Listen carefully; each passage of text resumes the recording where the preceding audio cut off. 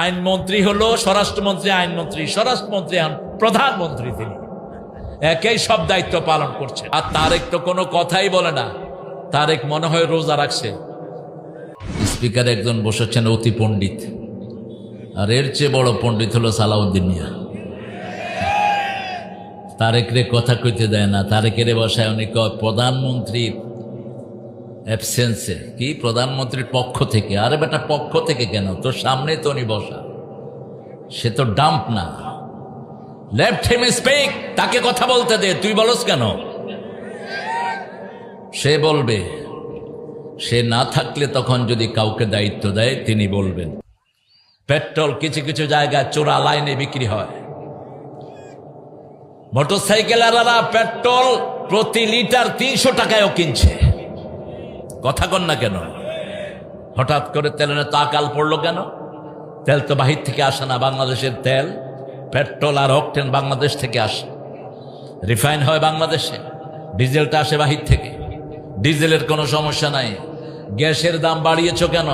প্রতি লিটারে 20 টাকা করে বাড়িয়েছ কেন এলপিতে? কোন মরা লাগছে? গ্যাস তো বাংলাদেশের গ্যাস। বাংলাদেশ থেকে গ্যাস নিয়ে ভারতে বেচে 600 টাকা, 600 রুপি। আর সেই এলপি সিলিন্ডার বাংলাদেশে এখন আমরা কত দিয়ে কিনি? 2100 টাকা। একটা ছোট্ট আর ব্ল্যাকে আরো বেশি, বসুন্ধরাটা 2300। কি শয়তানি চলছে! এ সমস্ত সিন্ডিকেট ভেঙে দাও। বসুন্ধরা সহ যে সমস্ত ডাকাতগুলো সিন্ডিকেট করে মানুষকে ভোগান্তি দিচ্ছে, সব ভেঙে তছনছ করে দাও। তা না হলে তোমরা কঠিন আযাবের জন্য অপেক্ষা করো। যেমনি হাসিনা ভেঙেছে তোমরাও ভাগবা, আসছে নিকৃষ্ট অবস্থায় ভাগতে হবে। জনগণকে শান্তি দিয়ে কোনোদিন কোন সরকার টিকতে পারে নাই, ঠিক না ঠিক? জনগণ যতদিন শান্তিতে থাকবে ততদিন রহমত নাজিল করবেন কে? একটা মোটরসাইকেলের সুন্দর ছেলে মোটরসাইকেল রেখে 6 ঘন্টা ওই পেট্রোল পাম্পে ঘুমাচ্ছে একটু 2 লিটার তেলের জন্য। চোখে দেখো না এগুলো? আর তোমার ওই জ্বালানি মন্ত্রী উনি পার্লামেন্টে বসে বসে বলছেন আমাদের তেলের কোনো সংকটই নেই। তুই ওখানে বসে কথা বলছ কেন? তুই কোনো পেট্রোল পাম্পে এসে দাঁড়িয়ে থাক 6 ঘন্টা, তুই টের পাবি কতটা কষ্ট হয়। এর মধ্যে অনেক ড্রাম ধরা পড়েছে, হাজার হাজার লিটার তারা আটক রেখেছে, ঠিক না ঠিক? এদেরকে ছেড়ে দিয়েছ কেন? এদেরকে প্রকাশ্য দিবলকে এনে গুলি করে মেরে ফেলো। এ সমস্ত ডাকাতদের জন্য অসংখ্য ভাই বোনের কষ্ট হচ্ছে, ঠিক না ঠিক? একটা ছেলে মোটরসাইকেল চালিয়ে পরিবার চালায়, এরকম ছেলে আসরা নাই। প্রথম মোটরসাইকেল যানবাহন হিসেবে ব্যবহৃত হয় এই সাতক্ষীরাতে, এখন সারা দুনিয়া সারা দেশে ছড়িয়ে পড়েছে। এখন এই যে ছেলে পরিবার নির্বাহ করে এই মোটরসাইকেলের উপর, সে কি করবে? তেল 2 লিটার আনতে তো সারাদিন শেষ। জনগণকে শান্তি দাও, তোমাকে শান্তি দিবেন কে? আমাদের প্রাইমারি শিক্ষকতাকে ধ্বংস করে দিয়েছে, ইউনূস ধ্বংস করে দিয়ে গেছে। যে কয়দিন ছিল উনি গানের টিচার নিয়োগ করেছে প্রাইমারি স্কুলে, আমরা প্রতিবাদ করলাম, ওটা বন্ধ রেখেছে। এখন এই শিক্ষামন্ত্রীর মাথায় কি ঢুকেছে আমি জানি না। ইন্টারনেট পড়াশোনার সিদ্ধান্ত বন্ধ করো। ইন্টারনেটে কোনো পড়াশোনা গ্রামে হবে না, ঠিক না ঠিক? কারণ গ্রামে অধিকাংশ পিতামাতার ঘরে ইন্টারনেটের লাইন নাই। এরপরে অ্যান্ড্রয়েড সেটের দরকার আছে না নাই? কয়জনের ঘরে আছে? কে দেয় তোমাদেরকে সমস্ত ফালতু বুদ্ধি? স্কুলে 40টা ছেলে ক্লাসে বসবে, 2টা ফ্যান ঘুরে সবগুলো ছেলের গায়ে বাতাস লাগবে, ঠিক না ঠিক? আর যদি তুমি ঘরের ভিতরে ইন্টারনেটে ক্লাস নাও, প্রত্যেকটা ছেলের জন্য মেয়ের জন্য ফ্যানের দরকার আছে না নাই? থাকলেও তো লাগবে বেশি। আর তোমার এত মোবাইল দিবে কেমনে? তুমি এসি চালাবে? এ সমস্ত ফালতু চিন্তা বাদ দাও। শিক্ষা ক্ষেত্রে কোরআন ঢুকাও, প্রত্যেকটি প্রাইমারি স্কুলে কোরআন ঢুকাও।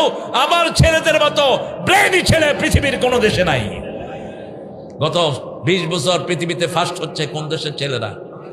হেফজতে কোন দেশের ছেলেরা? আর যদি এর সাথে প্রাইমারি যোগ হয়, পৃথিবী কোনোদিন বাংলাদেশের সাথে পারবে না, ঠিক না ঠিক? হেফজোখানার যে ছেলেরা ঠিকমতো খেতে পায় না, ঠিকমতো পরিবেশ পায় না, হেফজোখানার হাফেজের পয়সা নাই, তারপরও কষ্ট করে, এরপরে মেজাজ খারাপ হলে এমন পীড়া দেয়, পীড়ার চোটে পোলাপান অবস্থা খারাপ। আপনাদের সাতক্ষীরাতে নেই?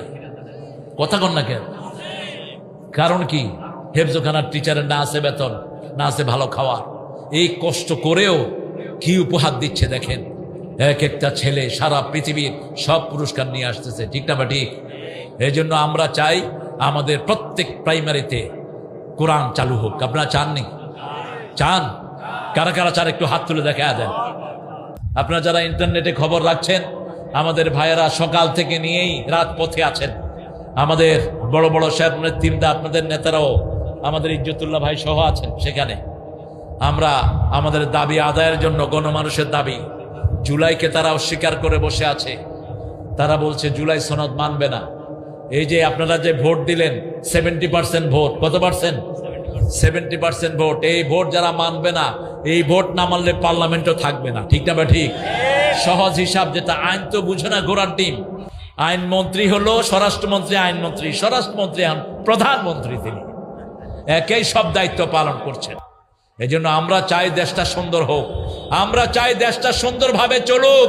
আমাদের কাউকে এমপিত্ব দিও না, আমরা চাইও না তোমাদের এমপিত্ব। আমরা চাই পার্লামেন্ট চলবে কোরআনের আইনে, ঠিক না ঠিক? পার্লামেন্ট চলবে মানুষের অধিকারের আইনে। তোমরা বলেছো সমানভাবে সবাইকে সবকিছু দিবা। 11টা শহরের প্রশাসক নিয়োগ করলা জেলার, সেখানে একজনও পাইল না বিরোধী দল থেকে। কিসের সাম্যতা তোমরা প্রতিষ্ঠা করবা? তোমরা মূলা ঝুলায় রেখেছ। আর তারেক তো কোনো কথাই বলে না। তারেক মনে হয় রোজা রাখছে। কি তামসা! ও বসে আছে আর সালাউদ্দিন কইতে আছে প্রধানমন্ত্রীর পক্ষ থেকে আমি বলছি। কেন বাবা, তোমার কি কথা বলা বন্ধ হয়ে গেছে? তুমি যখন থাকবা না তখন তোমার পক্ষ থেকে কেউ বলুক। কিন্তু এই বেটাকে এত ফাজলামি দিয়েছো কেন? এ তো 15 বছর ইন্ডিয়াতে তালিম নিয়ে আসছে। হ্যাঁ, তবে আমরা চাই সুন্দর সুরাহা, ঠিক না ঠিক? আমরা কোনো অনিয়ম চাই না। সবচেয়ে নিয়মতান্ত্রিক দল কোনটা? সবচেয়ে নিয়মতান্ত্রিক। নিজেরা মাইর খায় কিন্তু মানুষকে শান্তি দেয়। দেখেন, ইঞ্জিনিয়ারিং যখন হচ্ছে তখন কিন্তু ডাক্তার শফিক সহ ওনাদেরকে ইন্টারন্যাশনাল বিভিন্ন মিডিয়া বলেছে, কিন্তু ওনাদের কানে এটা দেওয়া হয়েছে, আপনি যদি এখন কড়া হস্তে এটা দমন করেন আর আপনার যদি ক্ষমতার দিকে দান, আমরা ইন্ডিয়া দেশে আক্রমণ করবে, গৃহযুদ্ধের দিকে যাবে। আপনি এটা মেনে নেন, চুপচাপ মেনে নিলেন যাতে দেশটা সেটেলমেন্ট হয়। আমরা মন্ত্রিত্ব চাই না, ঠিক না ঠিক? চুপচাপ মেনে নিলেন, তোমরা সব কিছু হলা। 70% ভোট পেলেও তারপরও কিছু হলো না, তোমরা সব কিছু পেলা, তারপরেও তোমরা কোন দিকে যাচ্ছ? এই জন্য আমরা আগামীর দিনগুলো আমরা চাই কোরআন নিয়ে থাকতে, কোরআন নিয়ে বাঁচতে। আপনারা চান কিনা?